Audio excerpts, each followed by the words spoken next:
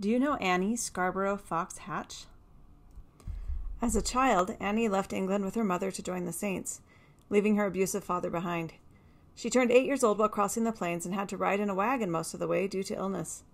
Charles Fox made a wonderful stepfather who adopted Annie, and the family settled in Idaho. At age 17, she studied Morse code and became a pioneer telegrapher, earning $20 a month, and with that salary, she bought a feather bed and a sewing machine for her trousseau.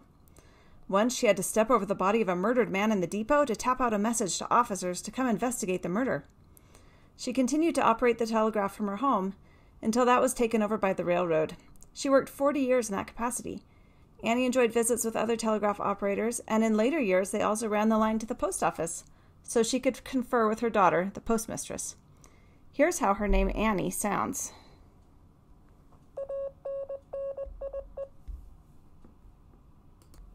Back in those days of plural marriage, Annie was courted by both single and married men.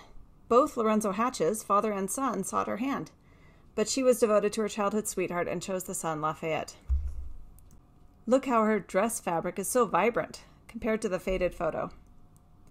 She was a talented seamstress and made this lace tablecloth and quilt. Lafayette left his young family for a mission in England, where Annie's estranged father slammed the door in his face, and she later met him in Pennsylvania at the end of his mission to do some genealogical research. Annie experienced her life's two greatest sorrows around her 30th birthday. First, the death of her infant son, and then polygamy. Lafayette took a second wife, a former housemaid who caused much tension in the family due to her infertility and jealousy. Annie cried every Thursday night when Lafayette stayed with Sarah. The persecution during the polygamy raids was also stressful. However, operating the telegraph allowed Annie to send and receive coded messages to notify settlements of deputies on their way. As the bishop's wife for 30 years, Annie provided rooms and meals for visitors and the needy, including large groups of Indians and visiting brethren. Annie learned to play the organ, and as the Relief Society secretary and treasurer, she also kept accounts and money straight. The Hatches liked to sing and entertain. Annie was fond of nice clothes and furnishings and walked by with a rustle of taffeta skirts.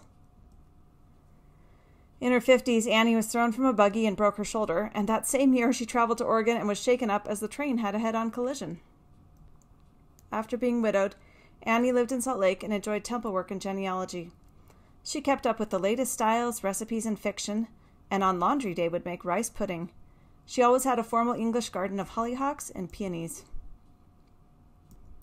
Ever the modern correspondent, Annie traveled to California, owned one of the first radios, saw a plane in the sky, and noted the sinking of the Titanic in her journal. She also loved to select, wrap, and send Christmas gifts. And now you know British pioneer and Idaho telegrapher Annie Scarborough Fox Hatch.